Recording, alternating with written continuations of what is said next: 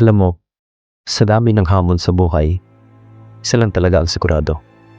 Mas magaan, mas masaya, at mas makapuluhan ang mundo kapag napapaligiran tayo ng mga taong totoo, positibo, at nagbibigay lakas.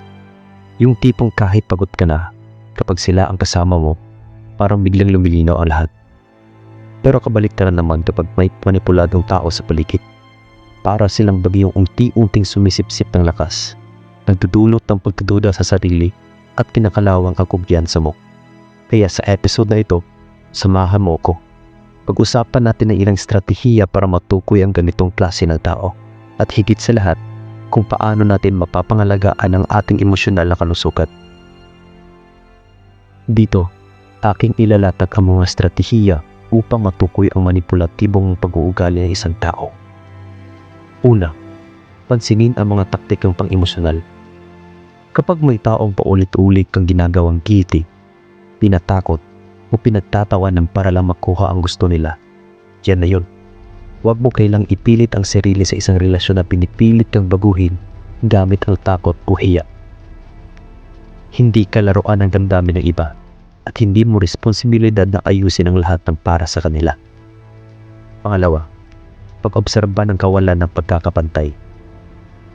Napansin mo na ba? Ikaw na lang lagi ang nagbibigay. Ikaw ang laging nagpaparaya. Samantalang sila, laging may hinihingi pero walang naibabalik. Ito yung tinatawag nating one-sided relationship. At madalas, ito ang playground ng mga manipulatibong tao. Pangatlo, pagkilala sa hindi consistent na growth. At kung alam mo na ang mga estratehiya upang matukoy ang manipulatibong pag-uugali ng isang tao, dito naman, dadako tayo kung paano natin mapangalagaan ang emosyonal na kalusugan. Una, magkaroon ng malinaw na hangganan. Kapag may hindi makatarungan, matuto tayong tumanggi. Hindi mo kailangang ipaliwanag ang sarili mo ng paulit-ulit. Ang hindi ay kumpletong pangungusap.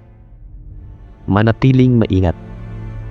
Kapag kasama ang manipulatibong tao, dapat doble ingat. Huwag hayaan ang emosyon lang ang maging basihan ng mga desisyon.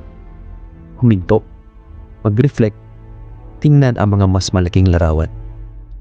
Hindi lahat ng tumatawa sa atin ay kakampi, at hindi lahat ng malapit dapat manatili. Pangatlo, humingi ng suporta. Kahit gaano tayo katatag, hindi natin kailangang harapin ang lahat mag-isa. Kaibigan, pamilya, o therapist, sila ang makakatulong sa atin na bumalik sa sentro. Minsan, isang matapat na kausap lang ang kailangan para makita mong hindi mo kasalanan ang lahat. At sa huli, o totoo, may mga taong darating para guluhin ka, pero mas marami ang darating para mahalin ka. Tanggapin ka at palakasin ka. Piliin mo sila. Higit sa lahat, piliin mo ang sarili mo. Hanggang sa susunod, kaibigan.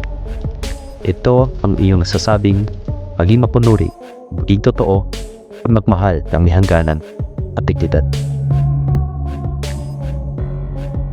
At kung alam mo na ang mga estratehiya upang matukoy ang manipulatibong pag-uugali ng isang tao, dito naman, dadako tayo kung paano natin mapangalagaan ang emosyonal na kalusugan. Una, magkaroon ng malinaw na hangganan. Kapag may hindi makatarungan, matuto tayong tumanggi. Hindi mo kailangang ipaliwanag ang sarili mo ng paulit-ulit. Ang hindi ay kumpletong pangungusap. Manatiling maingat. Kapag kasama ang manipulatibong tao, dapat doble ingat. Huwag hayaan ang emosyon lang ang maging basihan ng mga desisyon. Huminto, mag-reflect, tingnan ang mga mas malaking larawan. Hindi lahat ng tumatawa sa atin ay kakampi, at hindi lahat ng malapit dapat manatili. Pangatlo, humingi ng suporta. Kahit gaano tayo katatag, hindi natin kailangang harapin ang lahat mag-isa. Kaibigan, pamilya, o therapist, sila ang makakatulong sa atin na bumalik sa sentro. Minsan, isang matapat na kausap lang ang kailangan para makita mong hindi mo kasalanan ang lahat. At sa huli, totoo, may mga taong darating para guluhin ka, pero mas marami ang darating para mahalin ka. Tanggapin ka at palakasin ka. Piliin mo sila. Higit sa lahat, piliin mo ang sarili mo. Hanggang sa susunod, kaibigan.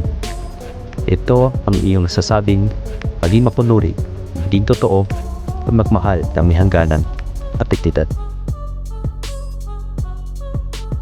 At kung bago pa lang kayo sa akin channel, huwag kalimutan mag-like at subscribe upang matagtagan ang ating kaalaman patungkol sa ating emosyonal at psychological na kalusugan.